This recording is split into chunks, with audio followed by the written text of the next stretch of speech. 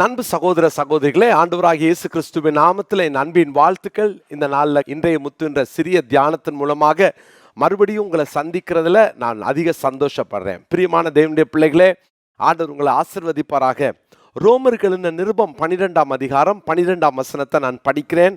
ரோமர் 12:12 நம்பிக்கையில சந்தோஷமாயிருங்கள், உபத்திரவத்திலே பொறுமையாயிருங்கள், ஜெபத்திலே உறுதியாய் தரித்திருங்கள். உபத்திரவத்திலே பொறுமையாயிருங்கள். சில நேரம் ஆண்டவர் நம்முடைய வாழ்க்கையில பேசுற வார்த்தைக்கு கீழ்ப்படியும் போது கீழே போற மாதிரி இருக்கலாம். நம்ம தலையில ஏறி அவங்க மிதிச்சுட்டு போறாங்களோ, நம்மளை அவமதிக்கிறாங்களோ, நம்ம இவ்வளோ பொறுமையா இருக்கிறதுனால தானே நமக்கு இவ்வளோ உபத்திரவம் அப்படின்னு நீங்க நினைக்கிறீங்களா?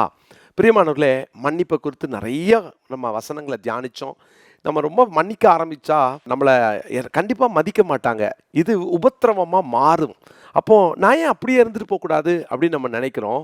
ஆனால் ஒன்று நம்ம தெரிந்து கொள்வோம், நம்ம இந்த உலகத்துக்காக வாழலை, நித்திய வாழ்வுக்கு நேராக நடத்தப்படுகிற தேவனுடைய பிள்ளைகள். எனவே நம்ம உபத்திரவத்தில் பொறுமையாக இருங்கள். உபத்திரவம் வரும்போதெல்லாம் பொறுமையை கையாளுங்கள். பிரியமானவர்களே, நீங்கள் நிறைய உபத்திரவத்தின் வழியாக கடந்து போகலாம். திரும்ப ஞாபகப்படுத்துகிறேன், நம்மளா போய் வழியில் கிடக்கிற நாயை நம்ம காதை பிடிச்சி திருவி அதுகிட்ட கடி வாங்குற மாதிரி நிறைய நேரம் நிறைய பேர் தங்கள் வாழ்க்கையிலே தாங்களாக தேடிக்கொள்கிற உபத்திரவம் உண்டு. அந்த உபத்திரவத்தை குறித்து நான் பேசவில்லை. கடனை வாங்கி வாங்கி வாங்கி தவறா நம்ம செலவழிச்சிட்டு கடைசியில் நான் இன்னைக்கு உபத்திரவப்படுறேன் அப்படின்னா அது சிலுவை கிடையாது, கர்த்தர் அனுமதிக்கிறதும் கிடையாது. ஆனால் நம்மளா தேடிக்கிற அந்த உபத்திரவத்தை நான் இன்னைக்கு இந்த நாட்களில் பேசலை. கர்த்தர் நிமித்தம், வசனத்தின் நிமித்தம் நீங்கள் சந்திக்கிற உபத்திரவம், அதுதான் உபத்திரவம். மற்றபடி நம்ம தெளிவாக இருக்கணும், ஞானமாக நடக்கணும். அந்த உபத்திரவ நேரங்களில் பொறுமையாக இருங்க. பிரியமானவர்களே, உபத்திரவத்தில் நம்ம ஏன் பொறுமையாக இருக்கணும் அப்படின்னா கர்த்தர் 3 ஆசீர்வாதத்தை தராரு. 1 தெசலோனிக்கேயர் 3ஆம் அதிகாரம் 2ஆம் வசனம். 1 தெசலோனிக்கேயர் 3ஆம் அதிகாரம் 2வது வசனம்.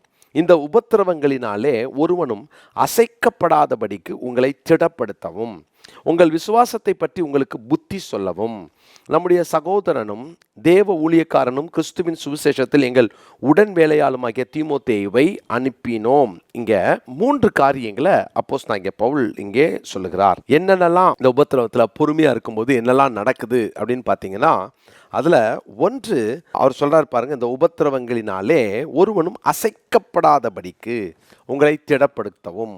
முதலாவது, அசைக்கப்படாத ஒரு வாழ்வு. பொறுமையா இருங்க, உங்களை யாரும் அசைக்க முடியாது. உபத்திரவம் உங்களை அசைக்குமா அப்படின்னா கண்டிப்பாக அசைக்காது. ஆனால் பொறுமையாக இருக்கணும். இந்த உபத்திரவ நேரத்தில் அவசரப்பட்டு வார்த்தையை விட்டுறாதீங்க.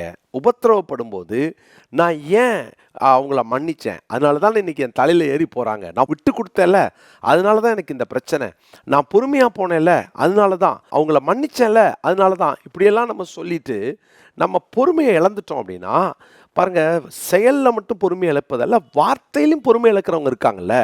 அப்படி அதை மாதிரி பொறுமையை இழந்துட்டா நம்ம அசைக்கப்பட்டு விடுவோம். இதுதான் அசைக்கப்படுறது. பொறுமையாக இருந்துட்டீங்கன்னா நீங்கள் அசையாமல் இருக்கலாம். பிரியமானவர்களே, அசைக்கப்படாத ஒரு வாழ்வு. உபத்திரவம் தேவ பிள்ளையை அசைக்கக்கூடாது. 2வது, உபத்திரவம் ஒரு விசுவாச வாழ்வை கொடுக்கிறது. ஏன்னா அடுத்ததுல பாருங்களேன், உங்கள் விசுவாசத்தை பற்றி உங்களுக்கு புத்தி சொல்லவும், உங்கள் விசுவாசத்தை பற்றி புத்தி சொல்லவும். 2வது, உபத்திரவம் என்னை விசுவாச வாழ்விலே என்னை நிறுத்துகிறது, விசுவாச வாழ்வுக்கு நேராய் நடத்துகிறது. பொறுமையா இருக்க இருக்க இருக்க நமக்கு என்ன வரும்னா, யோபுன் பொறுமையை குறித்து கேள்விப்பட்டிருக்கீங்களேன்னு சொல்றார் இல்லையா? அப்படின்னா என்ன அர்த்தம்? அவர் பொறுமையா இருந்தார், அதனால அவருக்குள் விசுவாசம் இருந்தது. என்ன விசுவாசம்?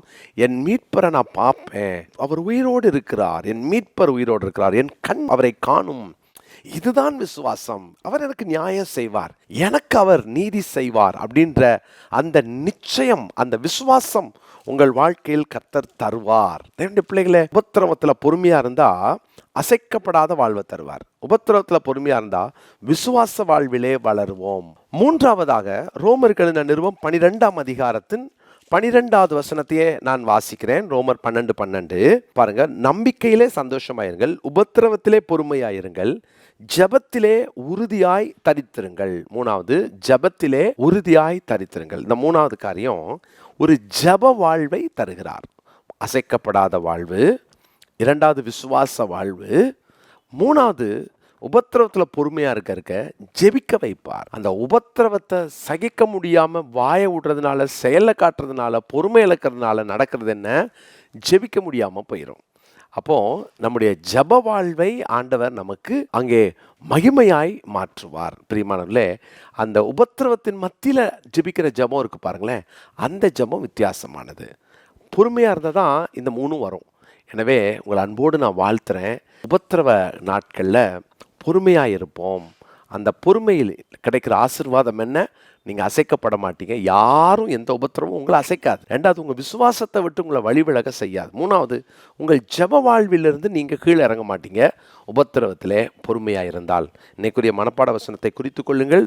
அப்போஸ்தலனாகிய பவுல் தெசலோனிக்கேயருக்கு எழுதின 2ஆம் நிருபம் 1ஆம் அதிகாரம் 4வது வசனம்.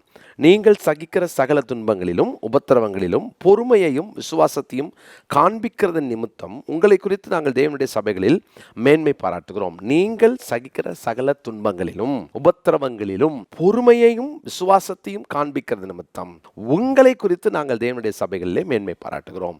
எத்தனையோ பரிசுத்தவான்களை குறித்து நம்ம பேசுகிறோம்ல. ரிச்சர்ட் உம்ரான், சபைனா உம்ரான், இவங்கெல்லாம் எவ்வளோ பொறுமையாக இருந்தாங்க உபத்திரவத்தில். இன்னைக்கு சபையில் மேன்மை பாராட்டுறோம்ல. என்ன காரணம் அப்படின்னா, அவங்கெல்லாம் உபத்திரவத்தில் பொறுமையாக இருந்தாங்க. வரும் சந்ததி நாம் சந்திக்கிற இந்த உபத்திரவத்திலே நம்முடைய பொறுமையும் விசுவாசத்தையும் அவர்கள் சொல்லி அந்த சபையிலே மேன்மை பாராட்டக்கூடிய அந்த மகிமையான நாட்களை கர்த்தர் வைத்திருக்கிறார். இந்த வசனம் கருத்துள்ள வசனம், மனப்பாடம் செய்து கொள்ளும். ஜெபம் இல்லாமா? நல்ல தகப்பனே, இந்த நாளுக்காக நன்றி செலுத்துகிறோம். உபத்திரவத்தில் பொறுமையாக இருந்து அசைக்கப்படாத ஒரு வாழ்வை, விசுவாச வாழ்வை, ஜெப வாழ்வை நாங்கள் வளர்த்து கொள்ள எங்களுக்கு கிருபை தாரும். தாழ்த்தி அர்ப்பணிக்கிறோம். தொடர்ந்து இந்த வார்த்தையை கேட்கிற நம்முடைய பிள்ளைகளை உபத்திரவ நாட்களில் பொறுமையோடு கூட இந்த ஆசீர்வாதங்களை சுதந்திரித்துக் கொள்ள கிருபை தாரும். இயேசுவின் மூலமாக ஜெபிக்கிறோம் நல்ல பிதாவே, ஆமென்.